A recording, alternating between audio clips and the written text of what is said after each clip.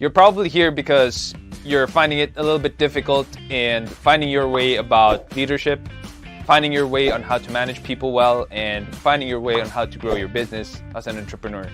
Any one of these things are the topics that we cover. I'm your host, Sean C., aka Mr. CEO at 22. I am so glad that you took the first step of being here to learn more about leadership, entrepreneurship, and management because the world needs more people like you.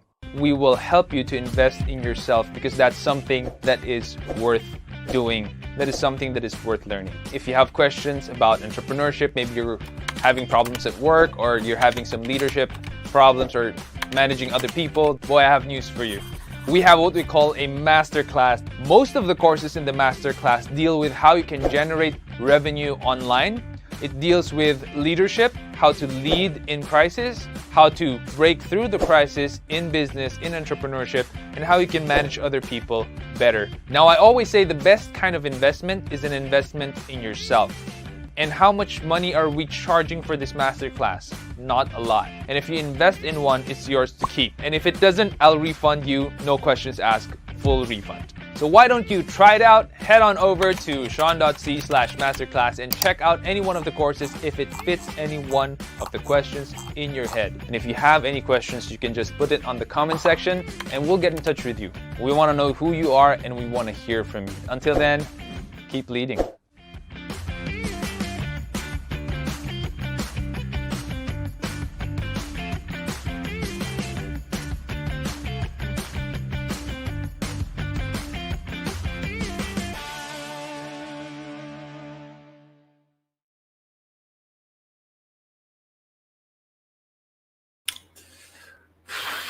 All right, there we go. Good evening, guys. It's a Thursday night, 8 p.m. And what does that mean? That means Leadership Stack Live. And I'm here tonight with Miss Erica Rodica, and I'm going to introduce her in a little while. But before that, I want you to know that we have new episodes on Spotify. And right now, what do we have? We published this week, May 27, May 26, May 25, 3 episodes already. And those are episodes that were recorded not in AMA, except for this one with JC Juan Carlo, the founder and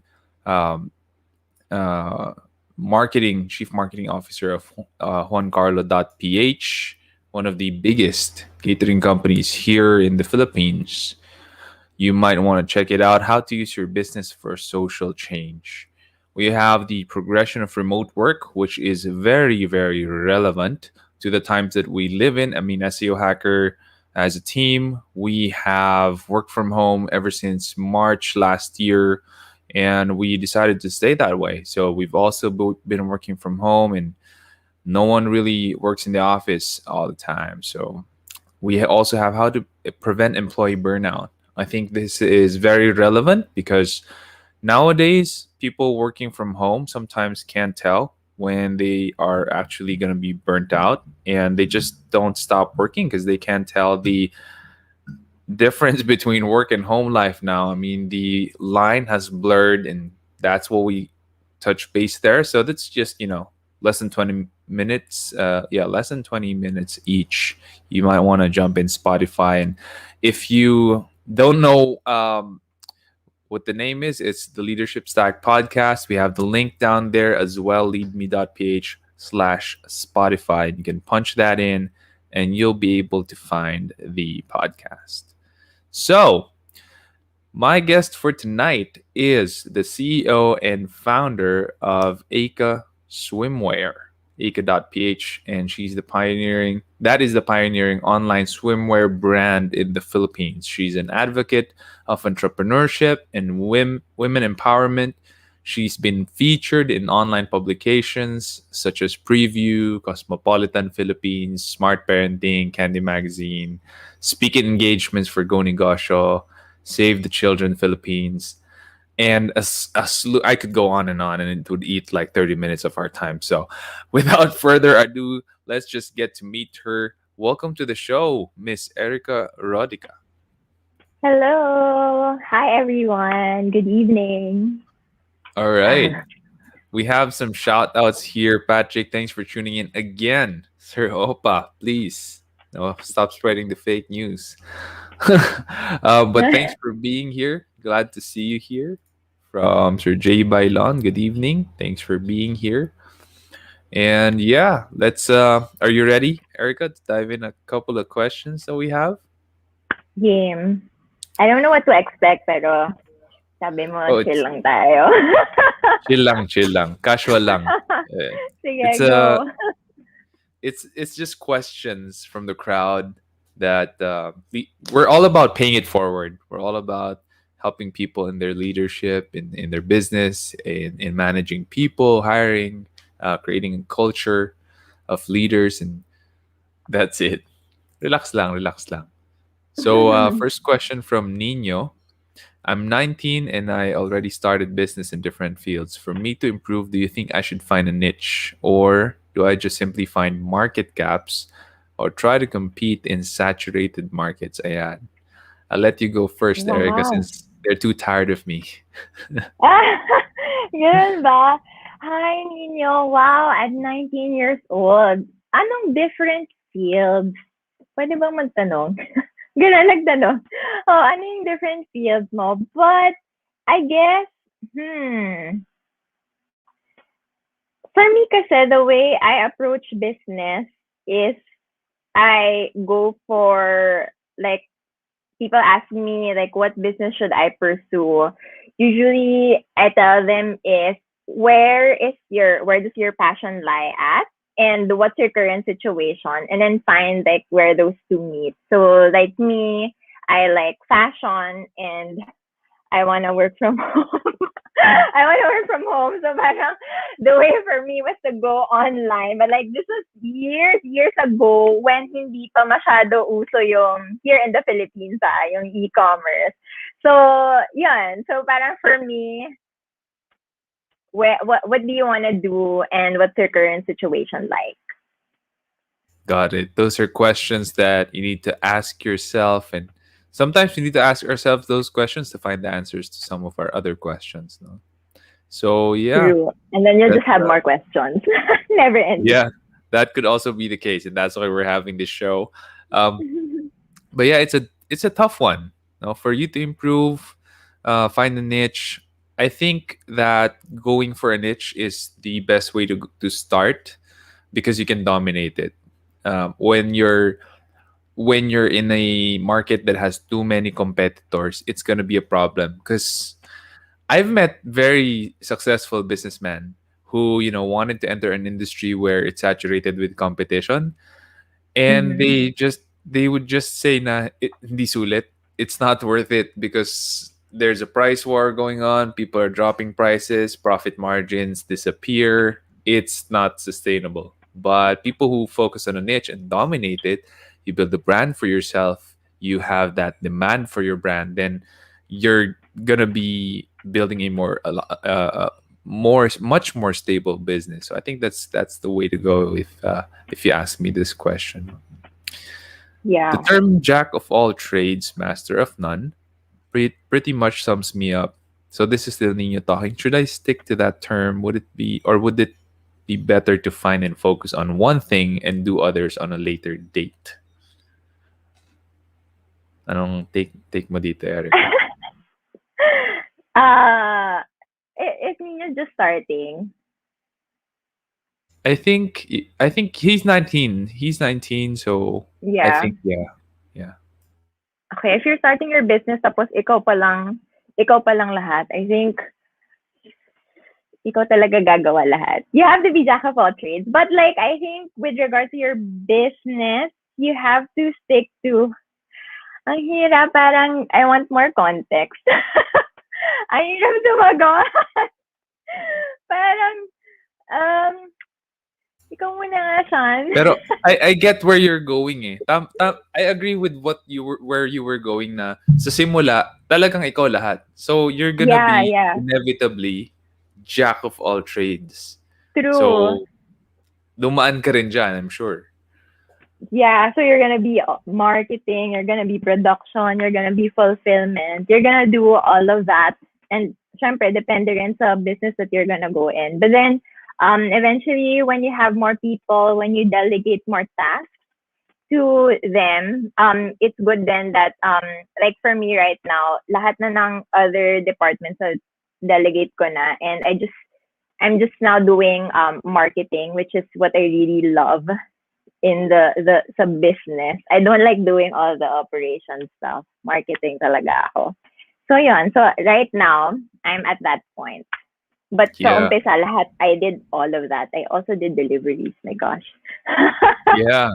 But you figure out quickly along the way that you're not so good in some of them, right? Or you're not, Mm-hmm. it doesn't energize you, a lot of those things, and you're still Yeah. master of something. You quickly figure that out when you're in business. So for you, Erica, you like marketing. You're probably really good at it as well, because you want to do it, you want to keep on improving, you're passionate about that. For me naman, it's also sales and marketing. When it comes to SEO, that's what I was passionate about. I still do the strategies, I still do sales, and I still do marketing actually up to today. So you quickly find it out that you actually are a master of something, even if during Mm-hmm. the start you're gonna have to do pretty much everything, all the way to cleaning the restroom if you don't have a sanitary personnel yet. Yeah. From And by Tin doing Romero. everything then, sorry. Yeah, go ahead, go ahead. Yeah, by doing everything then, diba, tama ka na, you'll figure out which ones you like and which ones you really don't. Yeah, yeah. True that. We have a shout out from Tin Romero. Tin Romero, thank you for being here from YouTube. Good Hi, evening. Tin. There you go. Would it be advisable to highly leverage your business? I think this is making your business a collateral. Would it still be considered as good debt? Okay, I'll go ahead first and answer this one. Leveraging your business, not a lot of banks would allow your business to become leverage, because especially if you're starting up, they won't even lend you money. You have to be established for at least 5 years. Show them your ITR, they know your bank account, so they know if you're making money or not, before you're able to secure a loan. And it's not going to be the loan amount you want, it's going to be less than that. So it's pretty tough even loaning money from the bank when you're a startup. But if you have a big brand, for example, Ford, the logo of Ford was actually turned into a collateral by Alan Mulally, which is the CEO of Ford, the one who turned it around. And ginamit niya, like that blue logo literally was collateral, and so the bank loaned him money for that. So that's an Mm-hmm. example of using your business as leverage. But otherwise, if you don't have a brand that powerful, I doubt you can use it as leverage. And it would it be considered a good debt? Good debt or bad debt depends on what you use the debt for, not what your collateral was. So even if you use your house as a collateral, but use it as a collateral to buy a boat, for example. A boat is, strictly speaking, if it's a boat that you're going to use for personal reasons, it's not an asset. A boat depreciates, salt water corrodes it. So that's a bad debt because you used your house as a collateral to loan for a boat. But if you're going to use it to start No. building, or yeah, Sana wag. then that's a good debt. So yeah, your take, Erica. What's your take on this? I really don't know what to say about this because I mean that in general I don't know, I stay away from it because like parang for me it's foreign. I don't like to tackle it. Parang everything so far, like growing the business, parang we're all wala, it was just funded with my own money, and from there parang we just kept on building.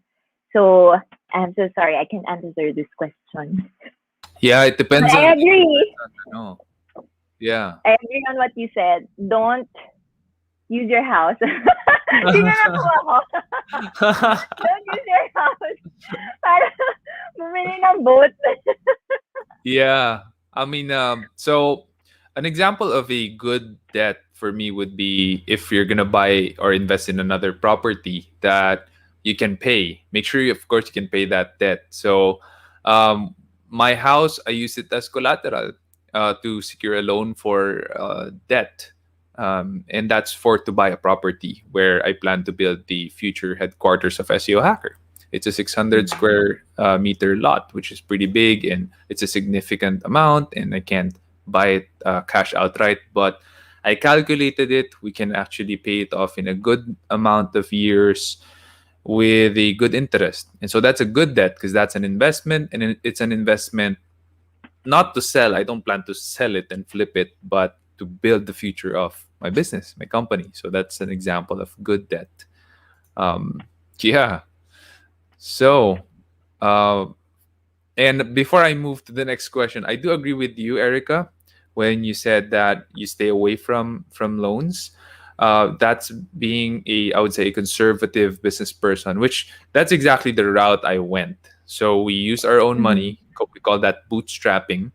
We use our own money to fund our business, to pay our expenses, and we rolled it in. We reinvested it in the business and grew it, tipid. I think that's a really good way to learn and grow your business instead of blitz, going blitz and loaning money and growth, and you're not sure about your finances, where you're bleeding because you're growing so fast. You don't have processes in place. You're churning people. You lose people. You hire people. Like it was change. Like you're changing your clothes every day. So I don't think that is a Yeah. pretty good way started. I think if you know the system and how it really works, parang, and if it's in your favor, yeah, go ahead. But like, like me, admittedly, like, I don't want to go there right now. Right. Right.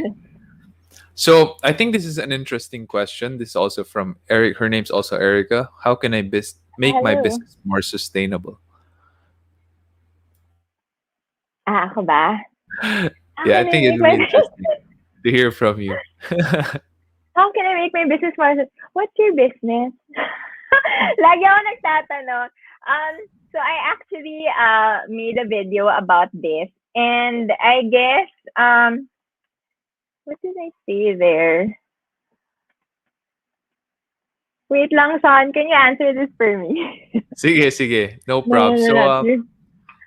I don't like Erica. I also don't know what your business is, but here's what I can say.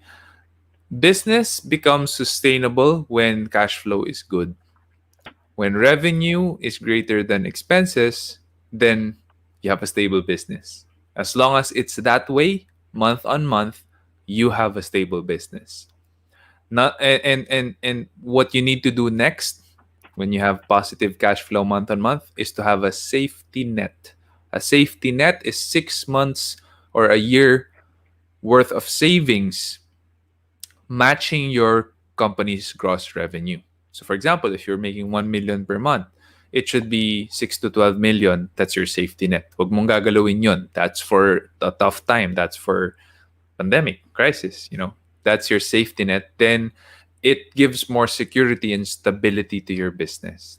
That for me is would be the action steps, and we could go all the way, like insuring your business, insuring yourself.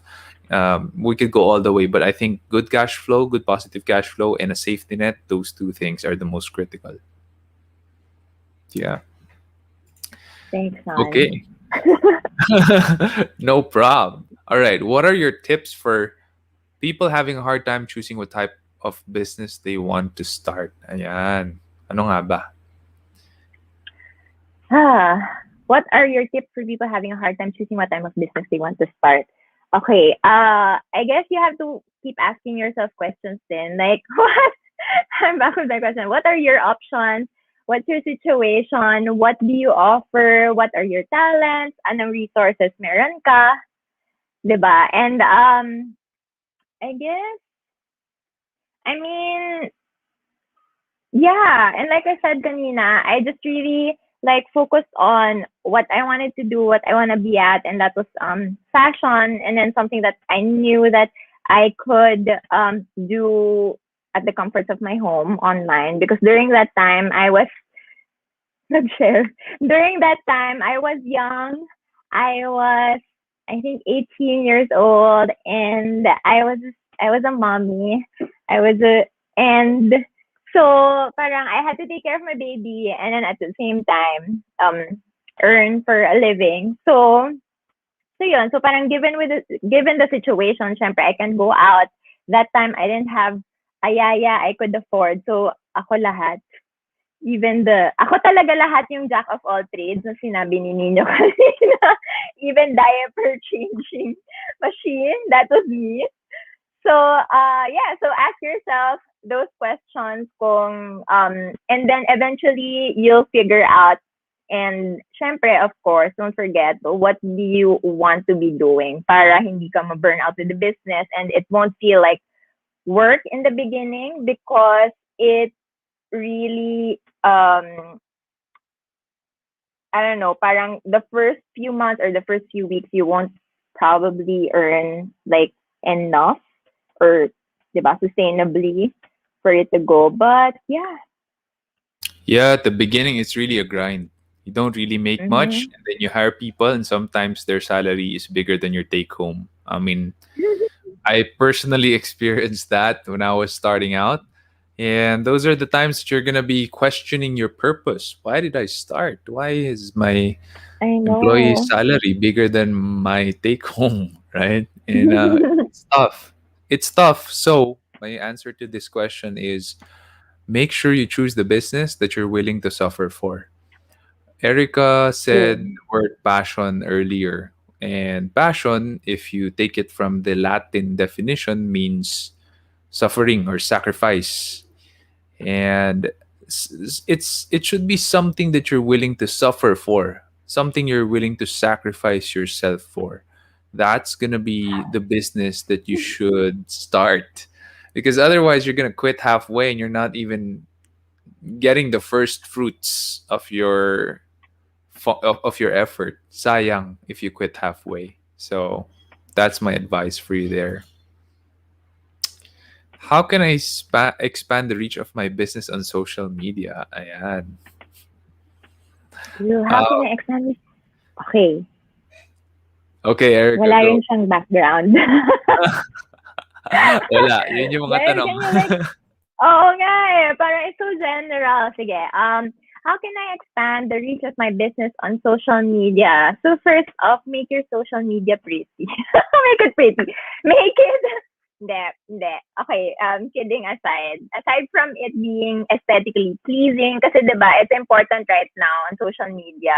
And parang for people to notice you then, it has to look nice basically. But then at the same time, what what do people get from what you post?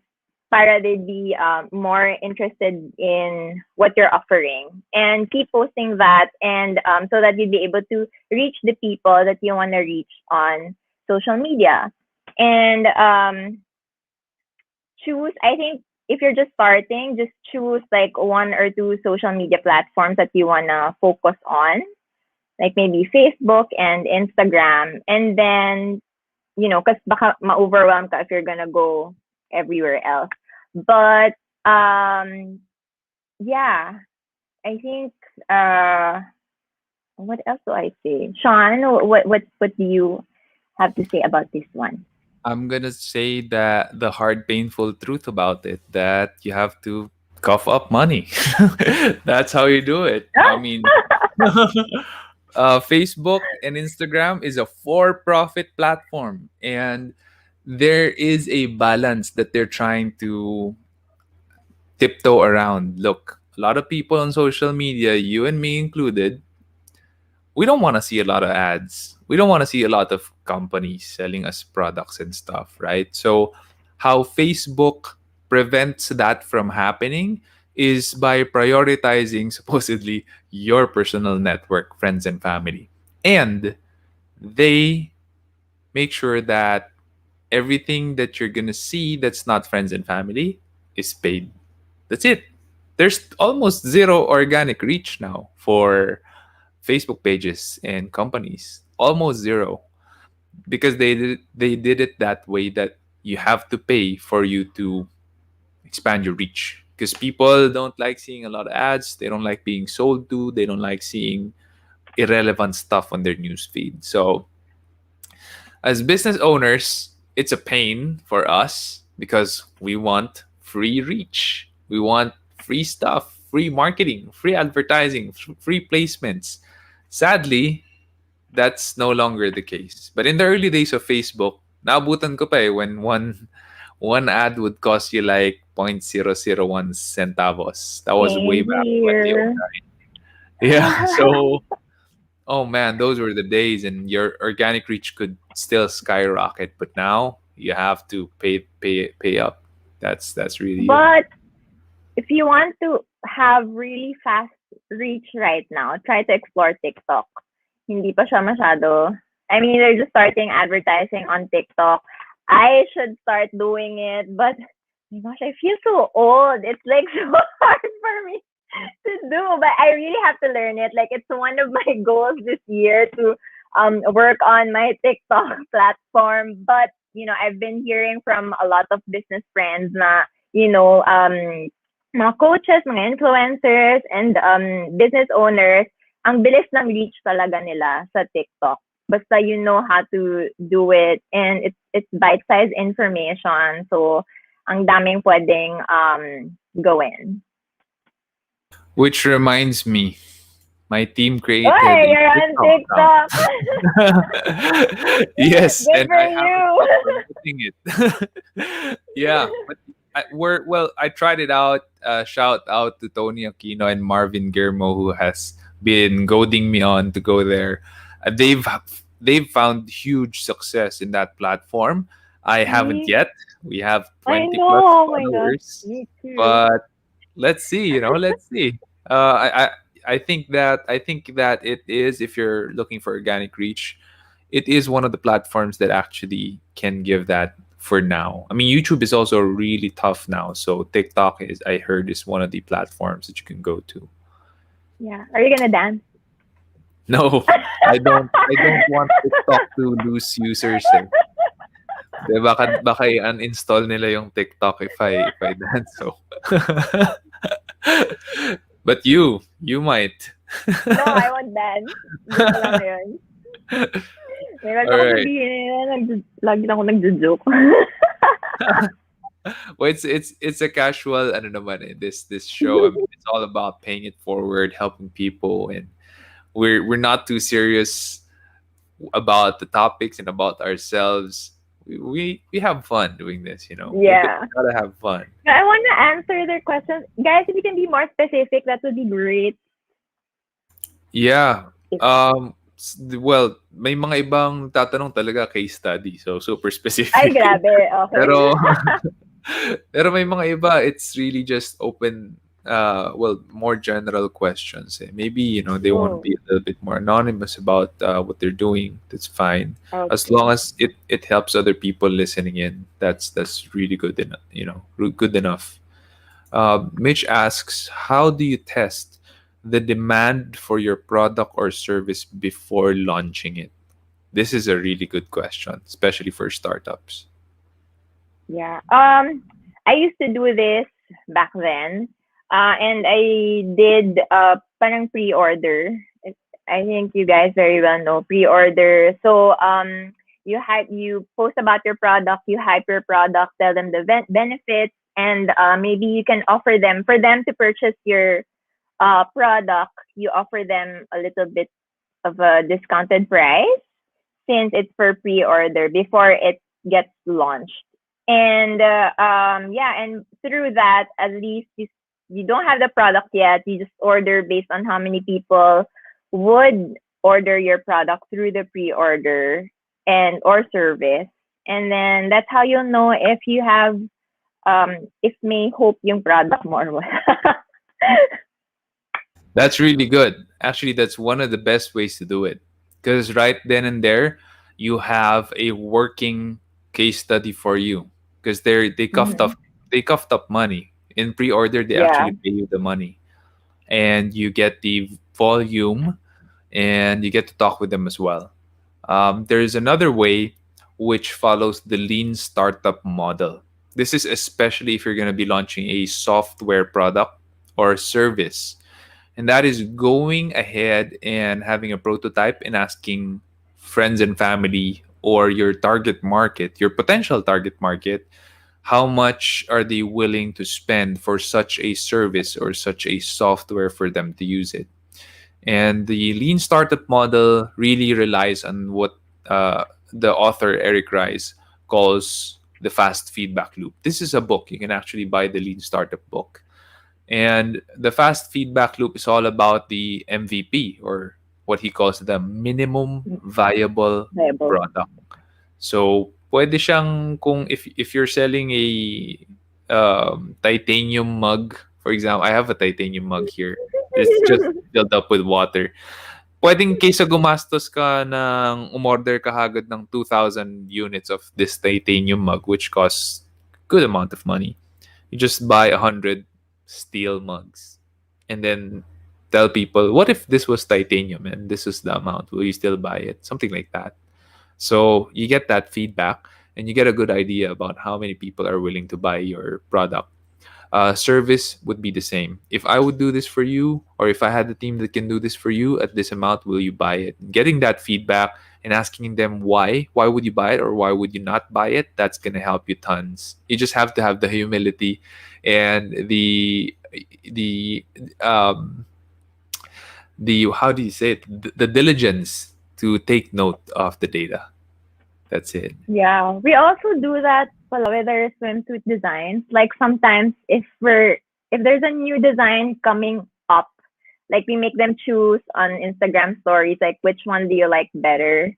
And then if we get enough people who likes this one, then that's a time now. Okay, this design doesn't work. This one looks they like this one better, so let's release this one. Let's launch this one. So yeah, That's a asking really good feedback. way. Yeah, ask Yeah. feedback from your customers. Yeah, perfect. That's A/B testing and really good stuff. Really good stuff. Next question: what are the first steps to turn my online business into a physical one? Ayan. Wala pa ata akong Don't do it. What- Why do you No, say that? Why do you say wait that? lang, wait lang. No, well, so I'm on YouTube, guys. I'm a plug. Search me on YouTube, Erica Rodica, and I post videos there about my business and like behind the scenes. So just recently, I closed my physical store because syempre it's the pandemic. People are not buying. I mean, I'm telling you to not do it during this time. But syempre, depende rin naman yun sa business mo. I don't know what your business is. But like for me, parang if you can go online, because people are more comfortable buying online. Oh, thank you for flashing that there. So, if nawala tuloy ako.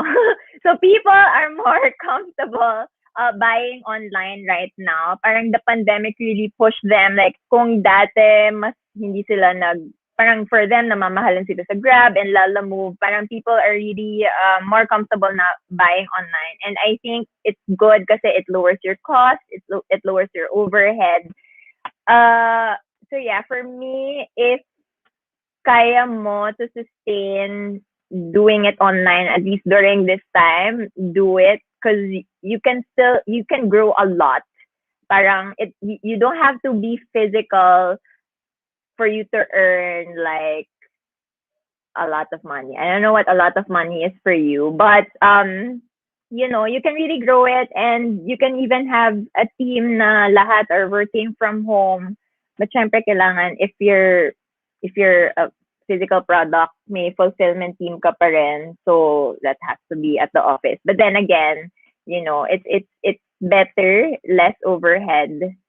And yeah, so take it from me. I tried to make it to work, but siguro it's also my product because I'm swimsuit and nobody's going anywhere right now. So yeah, I had to close the store. I was lugi for since Actually, I reopened it this January. Ang tigas ng ulo ko. I thought I could make it work. But so January, February, March, April, I had to wala. Bad month, bad month. But online was still doing well. Online is still, kahit swimsuits yung binibenta ko, it's still doing well. So, I'm just saying, if you can do it online right now, just stay there. Yeah, I 100% agree. You might think though that I'm biased because I'm an SEO services company, but I do have my aquascape.ph business, and that has always been online. I mean, we didn't make plans for us to have a shop that you can visit, and there's the aquariums there. Although, if you visit the house where we house all of our aquariums and the plants that we grow, the aquatic plants and livestock that we grow, it looks pretty nice. It's just that we don't like people going there because it's the pandemic, and my brother lives Mm-hmm. there. True. And everything that we have in the physical store, it's in the online store. It's in the e-commerce website, and we ship. Yeah, we ship out. You just have to pay online. Everything's there. So we actually save a lot of money from rent, which is a big deal, renovations, which is a big capital expense, Yes. and manpower to man the shop. We don't have manpower manning the shop. My brother lives where my aquariums are, as well as my driver lives there. So they're the ones actually taking care of my stuff there, and they're the ones fulfilling the orders. The orders just come in the website and they fulfill it. So we have no plans of turning that into a physical one. I think the only good reason when you would turn your online business to a physical one is if your branding is so powerful that you need a physical proof of who you are online. But that also might be counterintuitive. So I don't think there is a need for any business to do that, especially now during the pandemic. Maybe when things get back to normal, this will make a lot more sense. But right now, it's not advisable.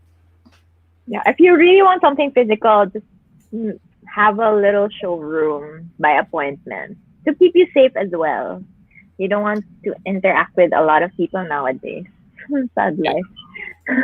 So do you have your showroom, pa, Erica, or not anymore? No. No. Yeah, it's tough, no? But good to hear that you're doing well online pa rin. Online is the way to go. Um, how and when can you say that a business or product won't earn a market share and it would be better off stopped? Hmm. Hmm. Well, you didn't follow our advice earlier, definitely. uh, so I think that this is gonna be the case if you launch a product or service without asking anyone, without gathering feedback or doing a feasibility study, and that's a big mistake because you gotta know if the market's gonna accept your product or not, and if they're not, Mhm. then there's no sense investing your capital in that product or business. I think you should know it even before you invest anything. That's the way to go. You should find out. So yeah. Yeah, and if you already have that business right now or that product and it's still not selling and you just keep shelling out money, let it go, dude. Let it go. Parang move on. I mean, if you know that you did everything that you can and it's really not working, parang wag na. It's not even healthy even for you. 100%. So if you don't let it go, guess what? It's gonna quit on you. It's gonna let itself go someday, and you're gonna lose a lot of money anyway. What's the best way Sad. to tell a boss or client that their business idea may not be as viable as they think, and how to position your alternative solution? Oh, good question. Ooh, what's the next thing to tell your boss? Um, Maybe give them a comparison with their business idea or like tell them that, oh, if we do this, we can insert reasons here. Tell them how your alternate solution is better without undermining their idea. You get what I'm saying? Yeah. Yeah. And how you can ask it is, well, boss, what do you think about this? And then tell them your proposed solution or your alternative solution. And if they accept it, fantastic. But don't get hurt or don't feel bad if they adopt it as their idea. At least you know that you did what is best for the company and for your leader. That's how I think about it. Instead of having a bad business idea pulled under you, I think that that is something that you could do. Boss, what do you think about this? Or if they're talking to a client, sir or ma'am, what do you think about this idea? Right? You don't need to tell them that your idea is not good, it's not gonna fly, you're gonna have a problem here, here, here. Just tell them first your proposed solution, and they're Mm-hmm. gonna think about it, play around with it a bit, and I'm sure if they're smart, they're gonna come up with a combination of your proposed solution and the good things about their business idea, and it's gonna be a collaboration between you both. No one likes it when people criticize or shuts down their ideas. That's for sure. And be sure like you're prepared when they ask more questions about whatever it is that you're proposing. Because like, diba? Yeah. Yep. 100% agree. How did you learn more about strategies to grow your business?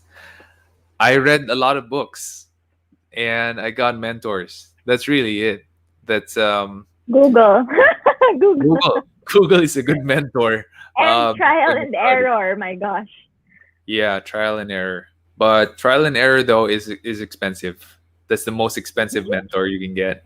So, um, but yeah, Better that's to learn from people who failed already. yeah. Diba? Para they can share their insights as well. Agree. That's one of the best ways to do it.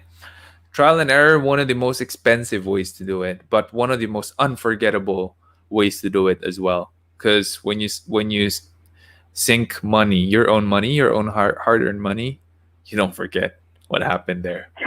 I Um, know. but, but yeah, some of the books I recommend would be Entree Leadership by Dave Ramsey, Good to Great by Jim Collins, um, and Malcolm Gladwell books like The Tipping Point. I have also have a book, 50x Your Business. It's available on Amazon. If you have an Amazon Kindle account, you can purchase it for like $5. It's like two Starbucks coffee orders, and you could check out what I did, my strategies as well. I wrote it all there, so you could check that out. So yeah, that's it. What was the biggest difference when it came to marketing your online store versus your physical store? There you go, Erica. I think that's for you. I don't have a physical store. Biggest difference. Marketing online is easier. It's easier because I guess people are really just all online, and parang you just really have to worry about your social media accounts and your Facebook ad spending as compared to having a physical store. Like we did as much as flyers. Can you believe? We did flyers in the village, and I don't even know if that worked as much. Like there was really no way to track unless you like ask people, oh, how did you learn about us and stuff. Although I also did market my physical store through online channels. So I also did Facebook advertising to lead the people there within the vicinity. So yeah, I think that's the biggest difference when it came to marketing is just really it's easier online, and it's more accessible. If you wanna market for free, parang there are a lot of ways to do it. But yeah. Yeah, 100% agree. I think marketing is the same whether you say traditional, digital. Marketing is marketing. It's all about getting into the face of your customer or potential customer. And right now, where are your customers? Most of them, if not all of them, are for sure on their Online. smartphones. And when they're on their smartphones, they're digitally connected. That's why digital marketing right now is so powerful. And imagine a lot of physical stores, even restaurants, are being marketed digitally right now. There's no shame in flyering, by the way. If it works, perfect, fantastic. No one should dictate how you should market so long as you are getting into the face of your potential customer. That is a respectable marketing channel. So yeah, that's a huge difference. Is a lot cheaper marketing online. It takes a lot less people compared to when you're marketing traditionally, like billboards, magazines, newspapers, TVs, radios. It's a lot cheaper. It takes a lot less effort to market online, and you get to test it better because now you could run two different ads and Mm-hmm. see which one performs better. But you can't do two different TV shows because that's gonna be super duper expensive for you. So it's a boon. It's a gift when it comes to being able to market online. It's a gift for SMEs out there and business owners who are starting out. When it comes to online selling, is it better to have an Instagram shop or use FB Live? Have you ever sold using Ooh. FB Live? Yes, we're doing that right now. Ayan. So, Okay, so how was it? I mean, we're both on Instagram and on Facebook. We did, however, do you mean Instagram Live as well versus I think Facebook Live, I'm not sure or what just being what Instagram shop means, but let's just say yeah, let's just go for okay? Yeah. like live, yeah, for Uh, both.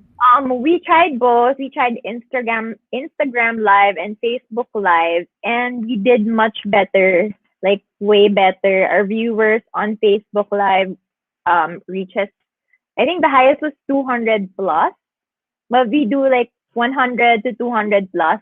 On Instagram shop, medyo kalelot siya, parang mga 30 or like even less.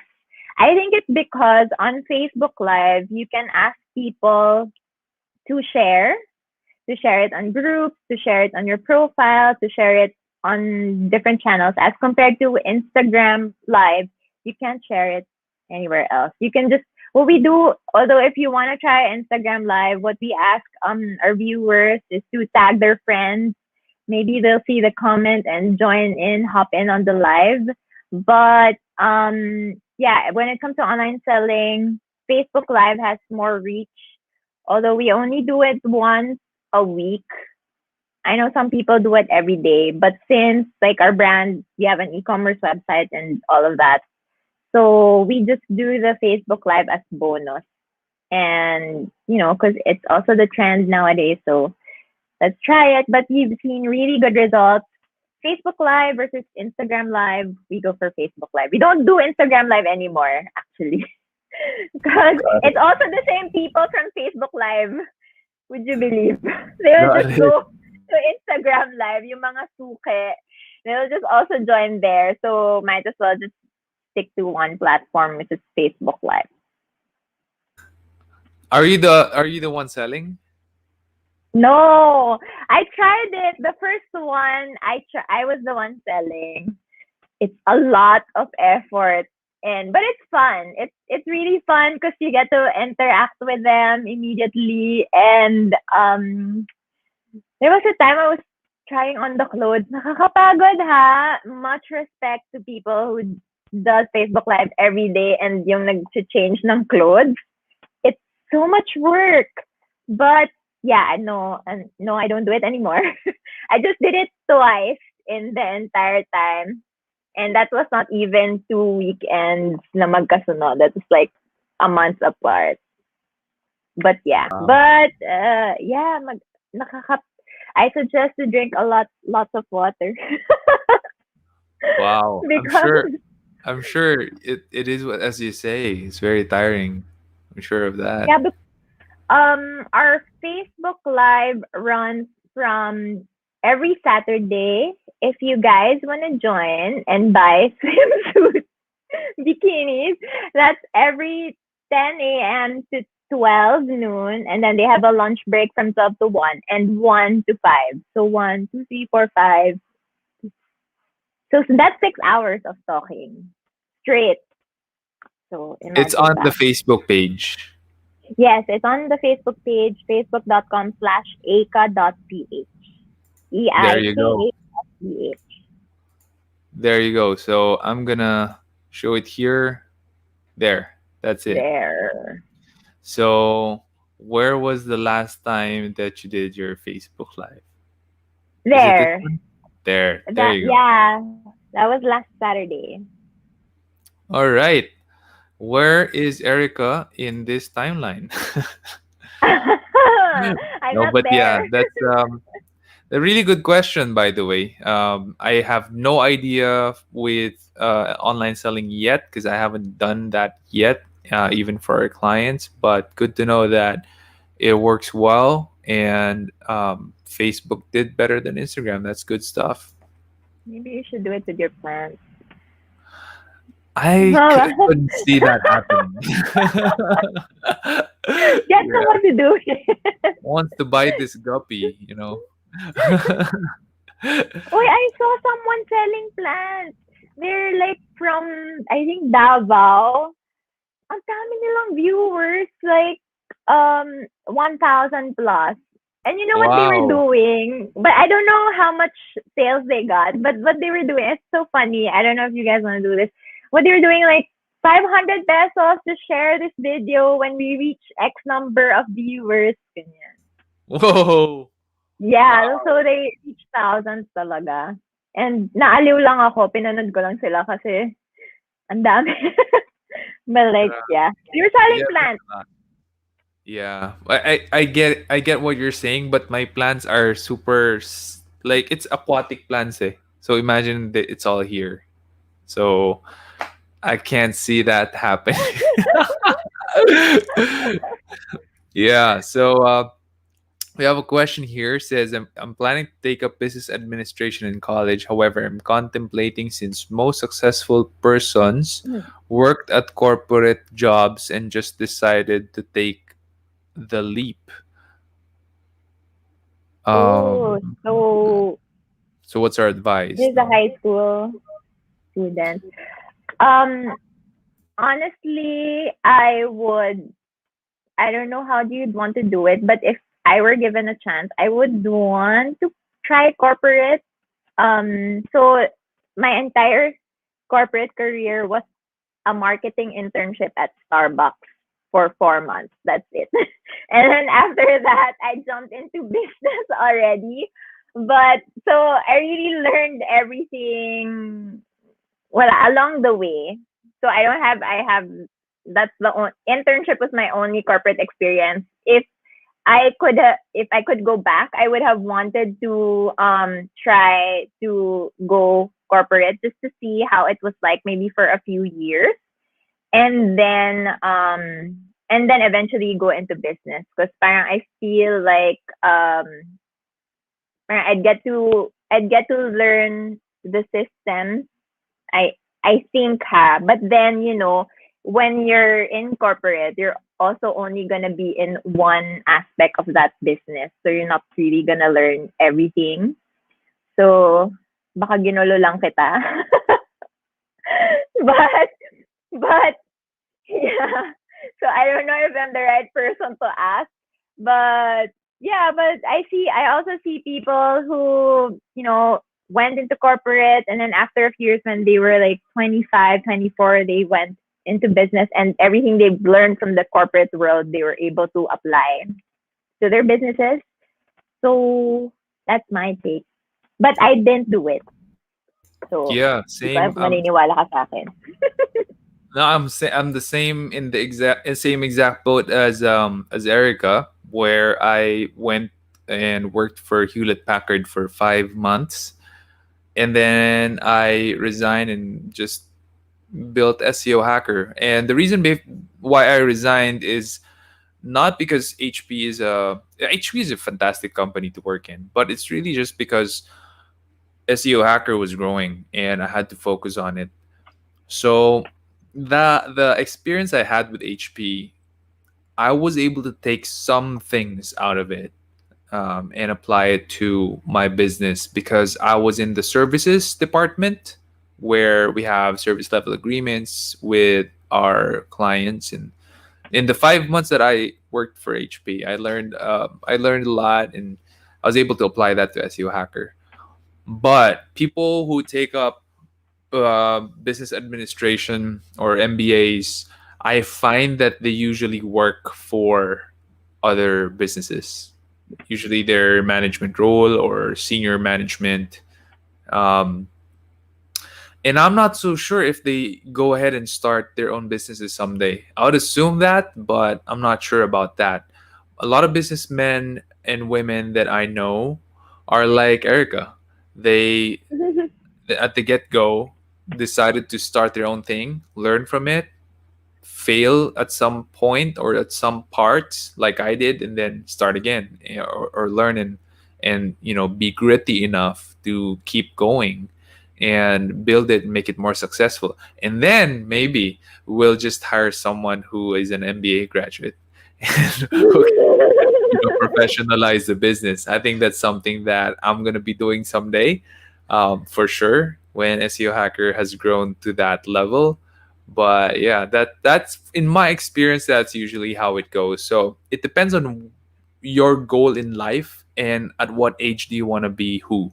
So if you want to be a businessman at the age of 30 and you want your business to be a successful business, I think you should start business early and not take masters in business administration. But if you want to take your time and start your business when you're on your 40s, 45, 50s, nothing wrong with that.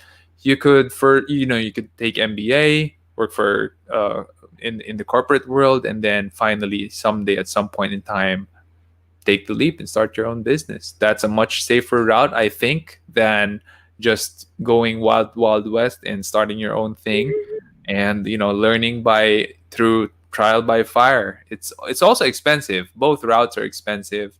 Both routes take time and a lot of humility. It's just that it would really depend on you, on your goals. When do you want to become who? That's the question you need to ask yourself.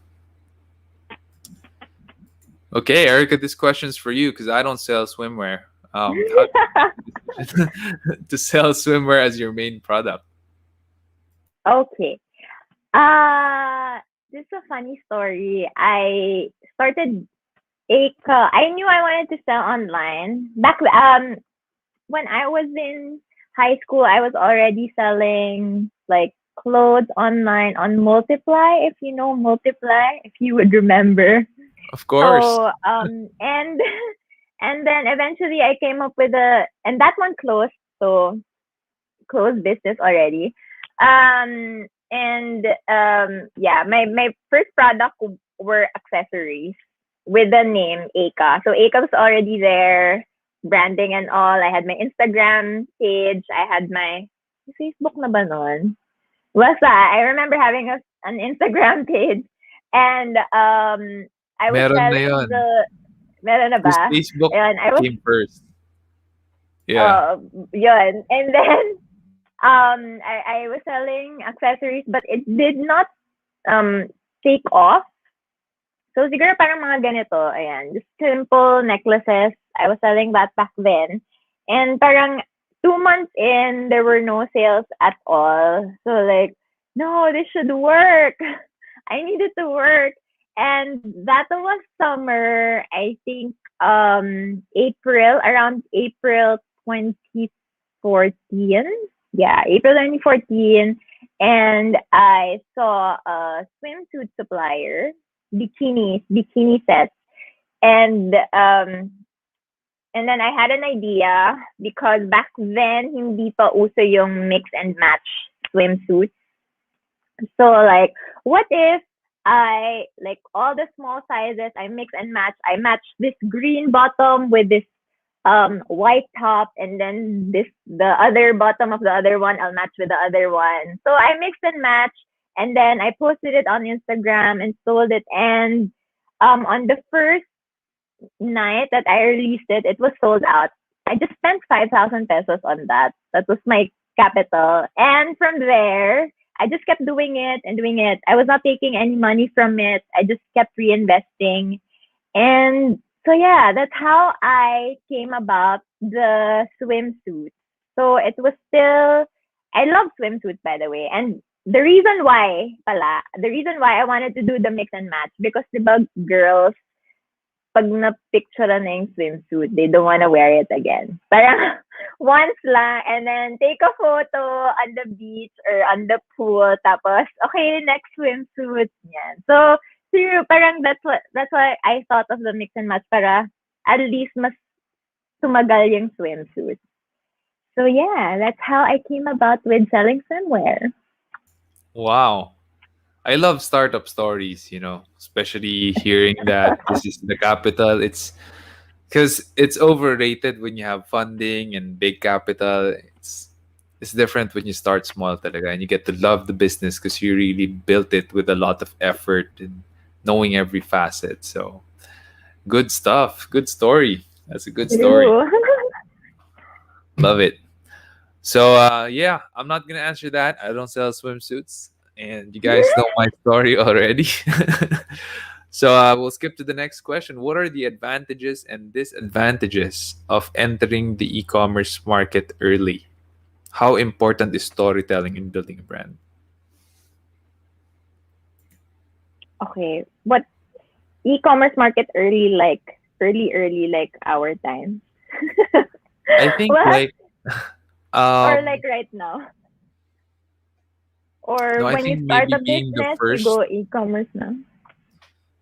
How I understand it is being the first in the e-commerce space to sell that product, or yeah, it could be how you understood it na pasimula pa lang ng e-commerce na kagad. Yeah, maybe that's the question.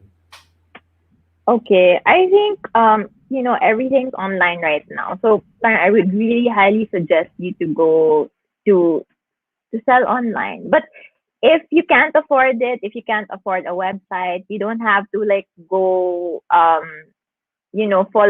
full on websites and all that. But you can just start small, sell on Instagram, sell on Facebook, post ka muna. If you're not that, it depends then on how serious you are with your product, with your brand, or if you're just testing the waters, you can start. That's the good thing about social media and e-commerce. Parang there's a lot of ways to start selling, and it doesn't have to be expensive. You can really sell without shelling out, except syempre for your product. And how important is storytelling in building a brand? It's very important like nowadays, because people loves it when your product has a story, like how why it's made, why it is what it is, what the brand's all about. So it's good. I mean, tama ba, Sean? What You baka I'm are, losing my yeah, you're getting yeah. there. You're getting there. Storytelling is, in my opinion, one of the most important things that you can do for your business. No one likes another business. No one likes just another business. But people love it knowing how the business was founded. For example, right now, you know that Aka.ph, which is the e-commerce store of Erica Rodica, was founded in a way that it was just 5,000 pesos. And in very humble beginnings, it was during um, her younger years. And I don't know, are you like 20? Because you mentioned you started 18, right? Yeah. Right So, now? yeah. No, I mean, Oh like no. you're young. Yeah, right now, you're 20 to 21? No. Wow, totoo ba? Are you No, joking so me? younger years, right? I mean, you have to have that story that builds your brand equity. No one likes a brand that doesn't have a story na hindi pinag-isipan. You didn't think about What's gonna be the logo? What's gonna be our tagline? What's gonna be our identity? And we love brands that have identities, don't we? Like for Apple, think different. We know it. It's the Apple logo. Literally, they have an apple for a logo, and they're all about thinking different, thinking out of the box. For Nike, just do it. It's all about action. It's all about in their advertisements honoring great athletes doing their sport. They are doing their sport in the advertisements of Nike if you've ever seen one. So it's all about storytelling. Now for SEO Hacker, our story is we really help people find the best things online. That's our tagline. That's what we believe in. And the story is I founded it with 1,300 pesos when I was 21 years old, blogging for the Lord, and I just needed to rank high.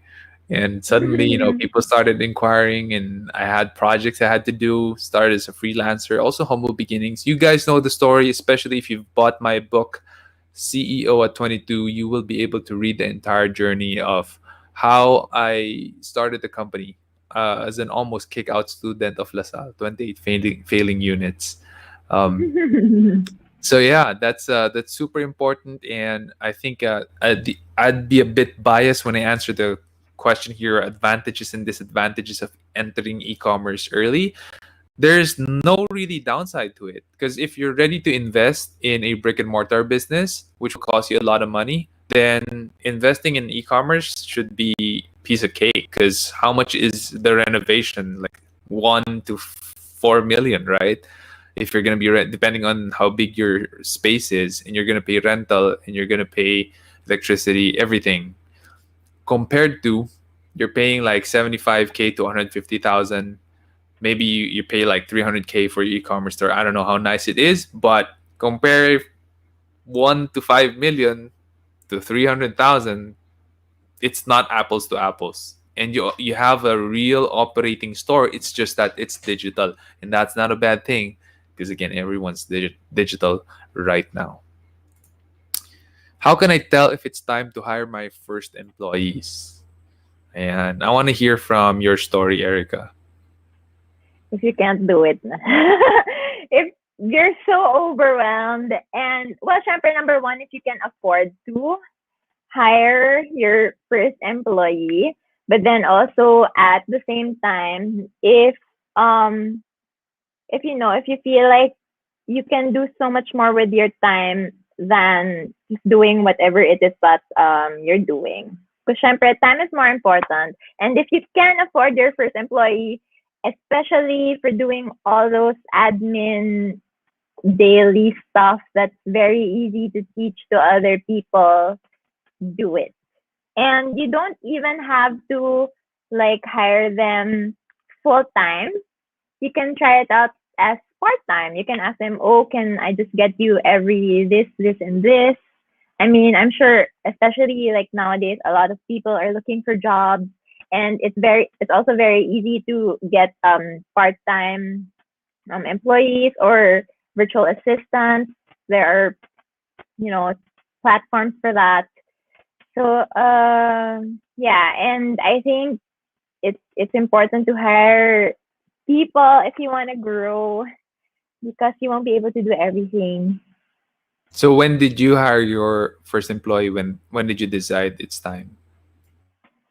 Uh you want an actual number when actual number when I was shipping out 20 packages a day.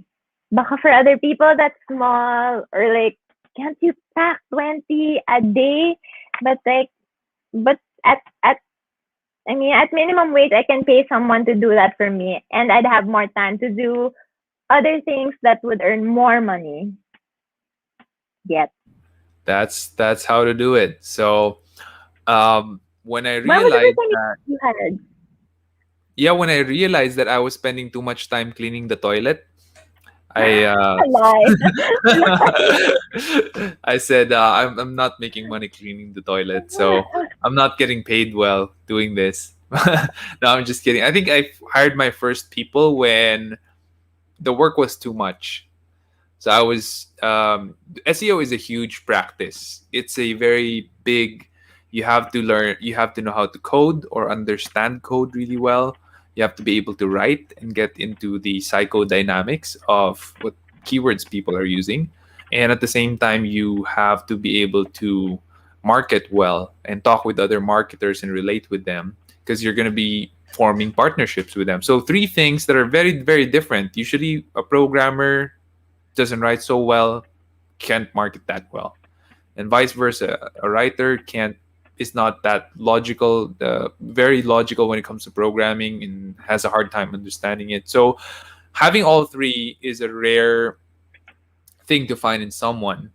And I was doing everything. So I was writing, I was building links, creating partnerships, I was coding, I was understanding more code, all at the same time while selling SEO, while marketing, while improving my website, while managing expectations with the clients, while billing them, while depositing that payment in the bank.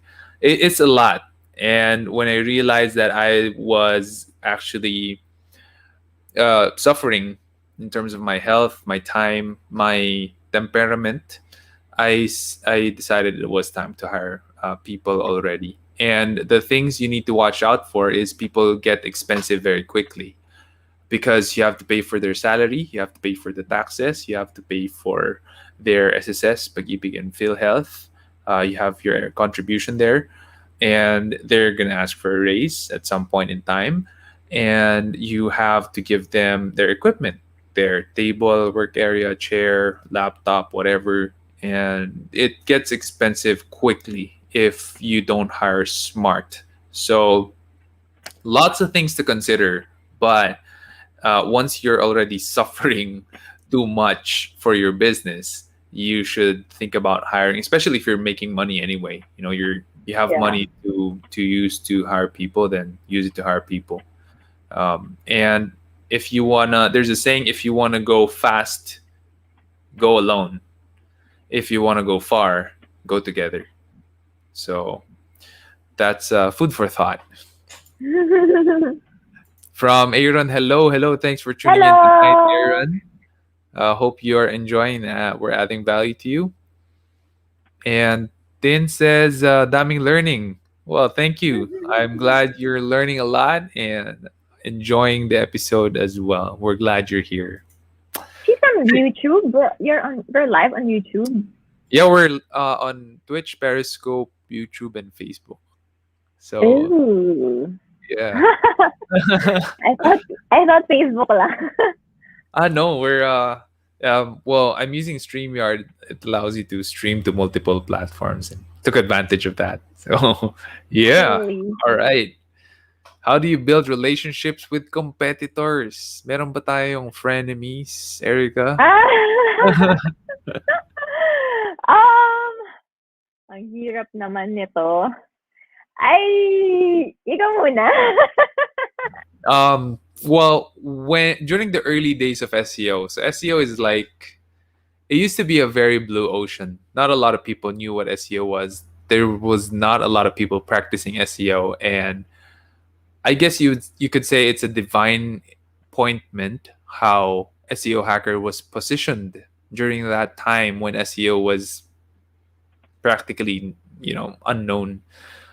And it's funny because I would go to some very few SEO conferences, and I felt like a celebrity because of the SEO Hacker blog, and obviously I had competitors there, but we were friends because the market is so big and people doing SEO were so few. There's so few of us, and there's no blueprint to it. There's no right or wrong practice on paper. So we shared ideas with each other. We drank together, laughed together, and it's as they say, you guys are frenemies, and that's actually quite true because you're competing with each other for projects, but you know each other. You're friends, and when you meet, you're happy. You talk about strategies, tactics, and stuff, and that's, I guess, it happens when you have a spirit of gratitude and abundance. But when you have a spirit of a shriveled spirit, a spirit of selfishness, then you always see them as enemies, and that's it. They're not friends; they're just enemies. So it depends on who you are. If you're very grateful for what you have, you have a spirit of abundance. You know that there's so much money in the world, and at the end of your life, you can't take it with you. Then that's the time when you're gonna have even your competitors as your friends. I Yeah. super super agree. Like I always feel I don't have may friends ba ako na there? I don't know. I haven't had a chance to meet them, honestly. But like, I have friends who are also in the e-commerce retail market. And yeah, I'm friends with them. We share ideas with each other. Parang wala namang, there's no bad blood there. But it's because I feel like there's a lot of people in the world. And, or kahit sa Philippines lang alone. And I feel like there's enough for everybody. And the way din naman that you guys grow is that you share each other's, syempre not the super secret. Syempre not the super, but best practices. And yeah, and if you're just parang I just I don't know, I don't like to be unfriends with people. That's not my thing. And I just yeah, I'm just going in circles, but I just feel like there's enough for everybody. So let's just all share and be happy and smile. Yeah, the question is not naman ano eh, parang how do you share your deepest secrets doing business? So you can be friends with them without sharing that naman eh. And they'll respect that because they also don't want to share it, right? So you just have to have True, that true. mutual respect for each other. But I think what Zian wants to do was to be intentional in building relationship with competitors. Like she Or really wants to be, yeah. you know, Well, I I think don't know. I think if that's the direction of the question, it's as easy as be in the same conferences that they go to. yeah, Yeah, that's one of the best ways to do it. Say hi, shake hands, pansinin mo sila. Pag di mo sila pinansin, yeah. wala talagang relationship. I know. Yeah. All right. Guys, we're a little bit over time, but I am enjoying the questions, really good stuff, and hope you guys are enjoying the answers as well. I'm gonna skip asking you to subscribe and share the podcast for now because we're a bit over time, but we just have a couple of questions that we're gonna be finishing. So, from Tin, what could be your best advice for those who can relate with the jack of all trades thing mentioned earlier? Tin has a small clothing business, and she's a one-man team. Yeah, and yeah, that's the question. What's the best advice? Oh, congratulations on your small clothing business, Din. Best advice. I think, my gosh, it will all come to an end. Mali. Tama ba? It won't be forever. You're not gonna be jack of all trades forever, and you're gonna reap the reward soon. Just keep hustling, keep grinding, and eventually you won't be all that. Parang it's all gonna be worth it, especially if you're doing something that you love, your clothing business, diba? You're not gonna stay there that long. My advice would be to look at yourself and ask yourself, what am I willing to pay myself um, for X amount? So, for example, you want a salary that's 50,000 a month, for example. What will be the work that I need to do to earn that money from my own business? So, if it's sales and marketing, then that's what you have to focus on. If I wanted 50,000 per month for myself when I was starting out, I wouldn't spend my time cleaning the toilet. That's why I hired someone to do that. What is it with you and cleaning toilets? I mean, literally, I did that. So I was the one cleaning the toilet when I was starting out because Oh, I didn't have someone doing that, and I rented an office that had okay. its own bathroom, CR inside. So we didn't have like a CR na is common with other offices around. So no one's cleaning the toilet. Guess who had to clean it? Of course. So I think that's the best way to see it. Because if you're the jack of all trades, you're doing some stuff that you think you could pay someone else for, and that person could specialize in those things, while Mhm. you're paying yourself the right salary, doing the things that you really love doing and that you're really good at. Then you should focus on that area. For me, it's sales and marketing. Up to today, that's what I'm doing, and the overall strategy of our SEO blueprint. That those are things that I am in charge of. So I'm no longer in charge of HR. I'm no longer in charge of legal, of accounting, of accounts management. I'm no longer in charge of a lot of things, actually, like a lot of things. I have delegated my authority to a lot of leaders already in the team, and all I'm in charge of is the sales, the marketing, and the SEO blueprint, and that's it. So yeah, hope that helps. Live selling? No, I am not. I just don't see it. I'm sorry. Do it. Do it. And he has a question. What do you do on off peak season, like rainy seasons? Do you still create demand for your products? Oh, good question. I think that's for you, Erica. Mm. Yeah. What we what we used to do was we sold clothes. So we pushed more of the resort wear. We pushed more of the summer clothes because even if it's raining, girls still wore, summery clothes. So we pushed more of that.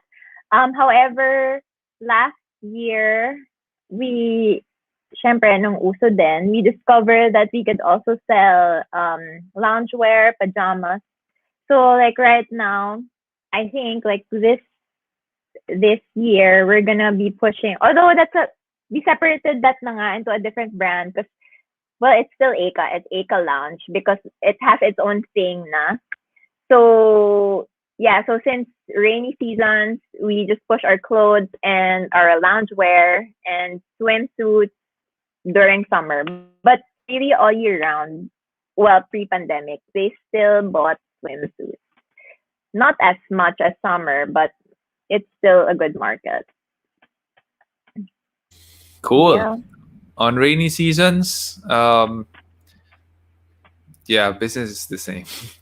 The only time for me, for SEO hacker, I think that the only time we're affected would most probably be ghost month, but that's not always the case. Sometimes we have a strong ghost month on August, September, so it's not always the case. But yeah, um, and yeah, cleaning the toilet. Yeah, I did that.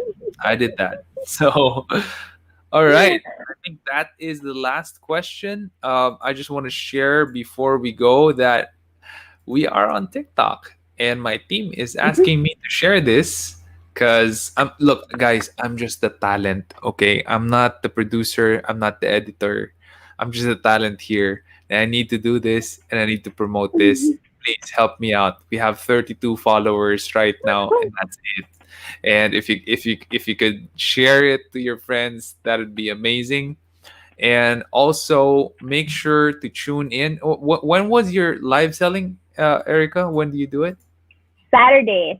Saturdays from 10 a.m. until 5 p.m. Saturdays, 10 a.m. to 5 p.m. Wow, tagal ah. Yeah, they That's have lunch break 12 to 1. wow, got it. So that's a long time. Let me just share the screen again.